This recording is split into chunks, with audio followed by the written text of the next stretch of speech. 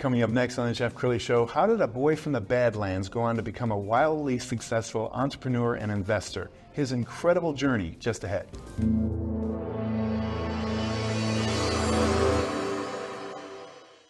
Many are predicting that the worst is yet to come, which is unfortunate, said one person here.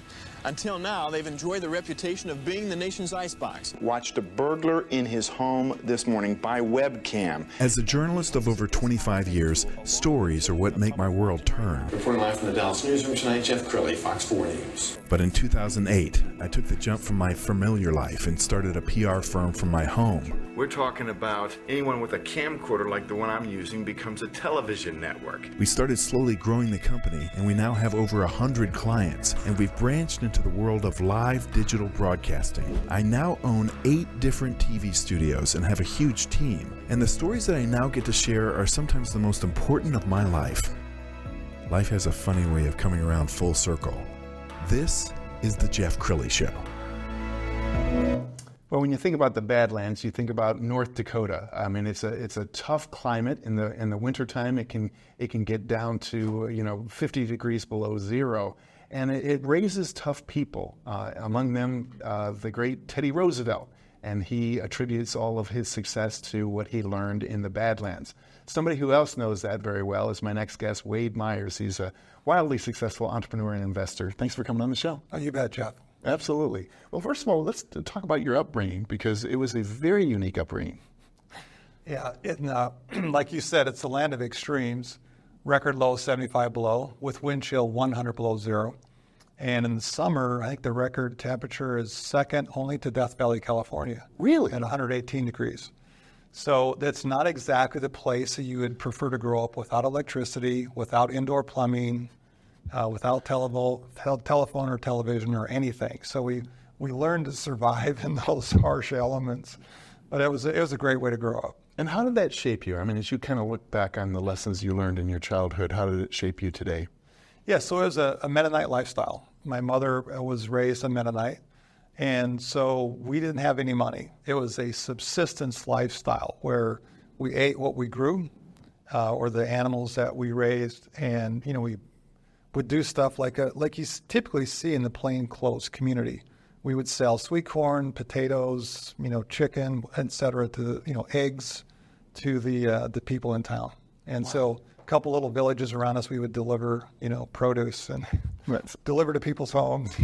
And that there was when my mother passed away after my father had passed away, we were cleaning out their things, and my mother had meticulously kept just the basic tax information every year for the entire time they were married. And during my boyhood, oftentimes our monthly income was only $100 or $200. Wow.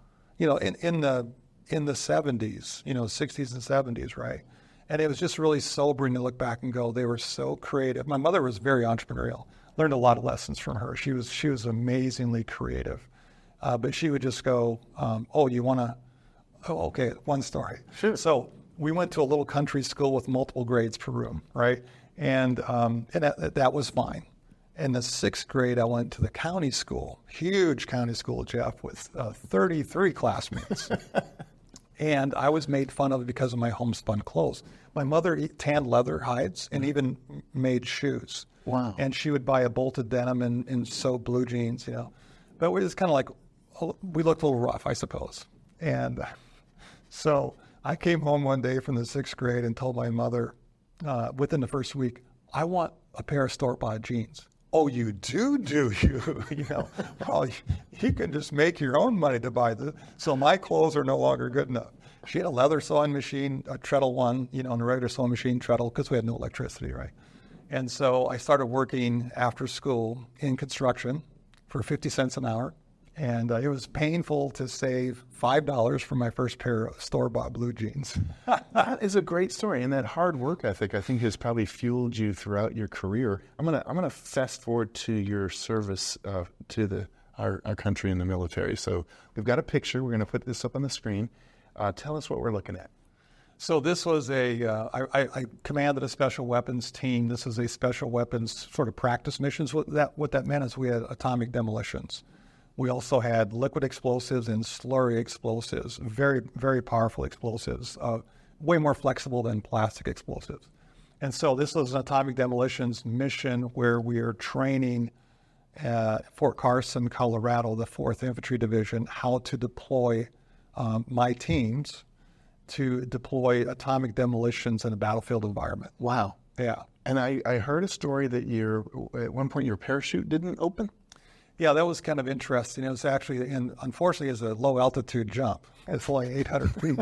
So I didn't have a lot of reaction time, And so it was out of a C-141, which has these, huge Pratt & Whitney jet engines. And you just, when you're jumping from a jet, you just take a step out and the jet blast just blows you away from the plane. If it's a prop like a C-130, you have to jump out aggressively to kind of get away from the fuselage. So in this case, I was the first one out of the plane. And for whatever reason, it happens. The jet blast just caused me to tumble. So I'm just tumbling through the air, right? And then the parachute in those cases can form a streamer where it just becomes like a cigar roll. And the first thing you do is when you feel the bones separating, kind of blast of your chute opening, it's, you're jumping out of a jet, you're going at a fast, you're punching holes through the sky at a fast rate of speed. And it's a real shock when the chute opens. Well, I didn't get that shock. As the static line jumps, so usually it's about in 4 seconds you feel a shock, no shock. And then you're supposed to immediately check your canopy. You look up and make sure there's no holes in your canopy, right? So I couldn't even look up. It's like I was on a swing set where I'm all wound up. And there's only 2 ways out of that. You either pull your reserve chute, right? And that's what the jump master on the ground was yelling at me through a megaphone. Pull your reserve, pull your reserve. But, there was, we were always taught that when you pull your reserve, you pull it, it's tightly packed. It kind of pops out, catch it, throw it up alongside so it doesn't get caught up in your main chute. Because if it gets caught up in your main chute, you got nothing, right? Wow. But you're supposed to take time to cut away your main chute and then pull your reserve. Well, at 800 feet, I'm hurtling towards the ground. There's no time to cut away safely. The other way is to grab your risers and bicycle out of it, like on your swing set again. And slowly it starts to open. So the chute kind of slowly starts to open. Right.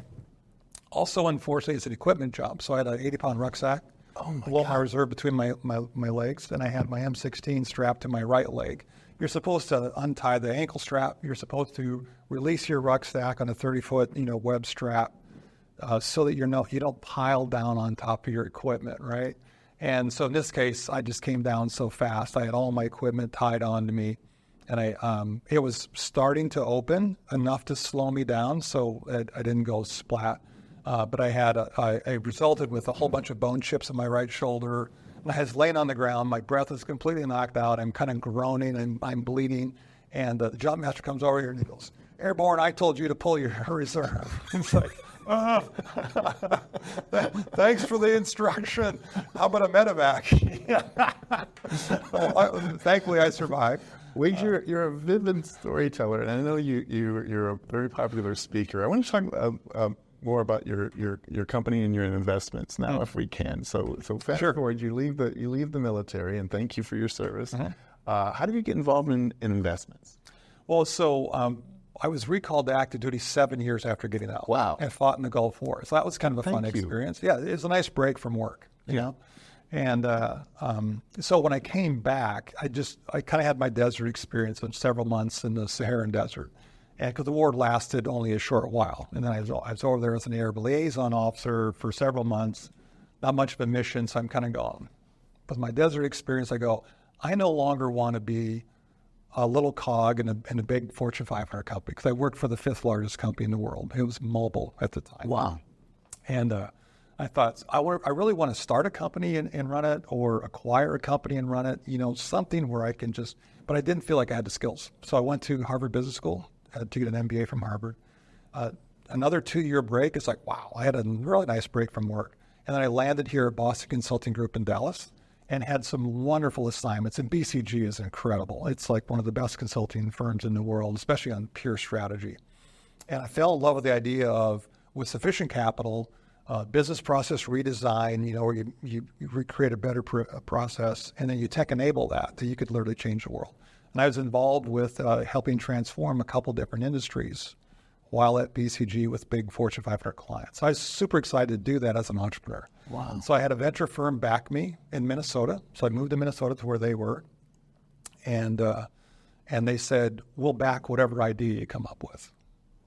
And so they paid me a base salary, and I was like an entrepreneur in residence. And the guy, the venture partner that he said, I'll invest all the money you need. I'll be the chairman of the board, and I'll teach you how to be an entrepreneur. Wow. It was an incredible relationship. He was absolutely phenomenal. Loved the man. And he literally, very patiently, over 7 years, we launched 7 companies. And he taught me how to be an entrepreneur. It's incredible. Oh, what an incredible mentor. Yeah, really amazing. I'm going to pull up the portfolio page from one of your websites, and as we scroll down this, I just so impressed with kind of the diversity of the investments that your company has been involved in, and the thing that really struck me at the very bottom is films. So how'd you get involved in films? So I had been an angel investor in some small film projects, several of them. And I spoke at a conference in Birmingham one day, and along with John Irwin of the Irwin brothers, and no one really knew who he was at the time. And afterward, he heard me speak, about raising capital, being an entrepreneur. He comes up and he goes, "Hey, I've got a whole slate of films I want to do. Could you help me finance them? Because I've only done one, and it was a bear trying to raise the capital and, convince investors." So I said, "Yeah, you should probably do a film fund, and finance a whole slate." He said, "Can you do that for me?" And so that got me involved with the Irwin brothers. And they were, like I said, they were unknown at the time. And then they did Mom's Night Out, which is a mom comedy, did pretty well. And then we did Woodlawn. And Woodlawn, I gathered together all the financing and kind of chaired the project. And that was a great movie, A+ cinema score rating. And then right after that the next one was I Can Only Imagine, which was a box office smash. Yes. Extremely well.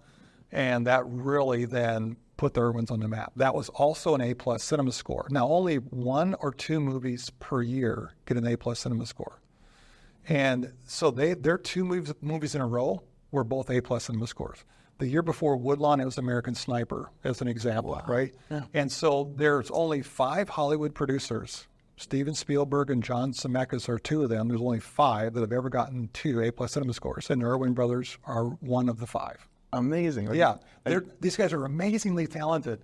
And so Imagine was a fun one, so I invested in the equity and invested in the marketing. And that was filmed in Texas, right? Yeah, Oklahoma. Mm-hmm. Okay, very cool. Well, I'm a big fan of that film and obviously the song. Let's go ahead and roll that trailer. It's an amazing song. Just kind of happened. Took about 10 minutes, I guess. Bart, you didn't write this song in 10 minutes. It took a lifetime. How'd you do this? I've never told anybody my story. When I was 11 years old, life was tough. Where's Mama? She's gone. She don't want me no more. And she don't want you neither. And I've always loved music. And I found some songs that I held on to. They gave me hope. Mercy me, that can't be his real voice. Because I needed it. Dad, I can do this. No, you can't. And you're going to blink your eyes and you're going to realize that life has gotten you nowhere because you chased some stupid dream. I'm leaving, Shan. I want you to know that I pray for you all the time. And I hope that you find whatever it is that you're looking for out there. What are you running from? My dad. Then write about it. Let that pain become your inspiration. I have some stuff I need to sort out. And I deal with it the only way I know how. And that's to write a song.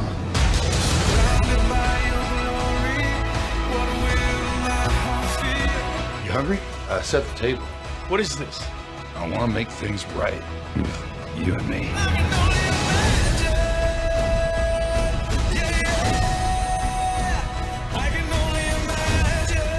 My dad was a monster, and I saw God transform him. You have a gift. real good. I didn't think that God could do that. And so I wrote this song for my dad.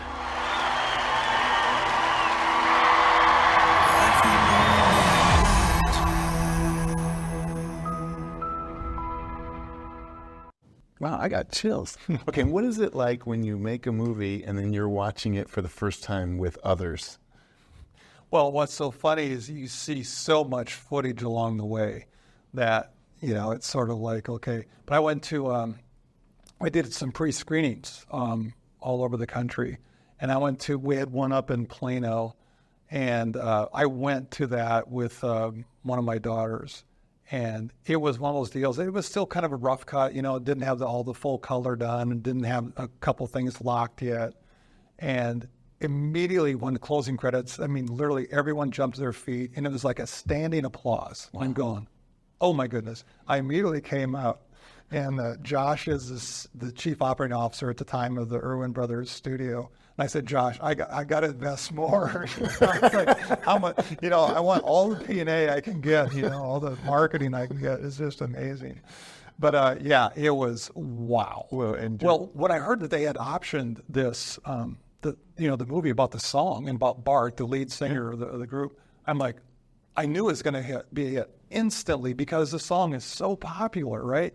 And sure enough, completely unpaid on social media, they had more views within the first week of releasing the trailer than the latest Star Wars movie. Wow.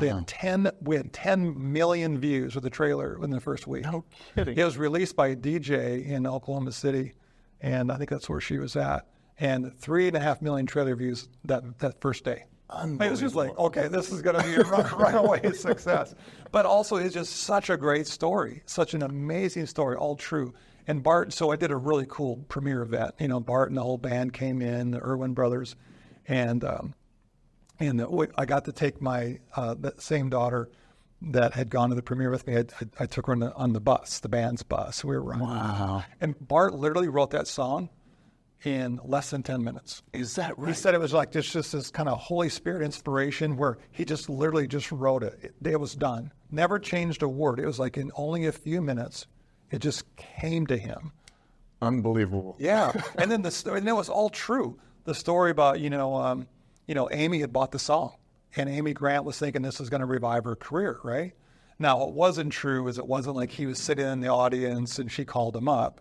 That was a little bit of a dramatization, but she did record it.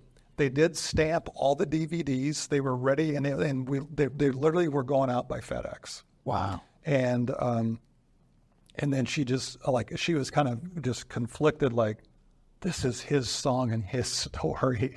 Like, Bart, you gotta, she gave it back, and I don't know of any major musician or music act that have ever given back a song after they bought it and after they stamped all the DVDs, and she knew it meant a lot to revive her career, but she gave it back to him, and then he got to sing it. So there wasn't that drama moment of come up from the audience, but it was basically everything in the movie was true except for just a couple little drama points. So powerful. Yeah. So in the closing few minutes that we have, I want to talk a little bit about your speaking career and this man as a giver. We're going to show some pictures. This is a startup grind Frisco event that you were at. You're very free with coaching and giving advice to young entrepreneurs. Why is that a passion for you? Well, I made a lot of mistakes, but I had this wonderful mentor, Tony.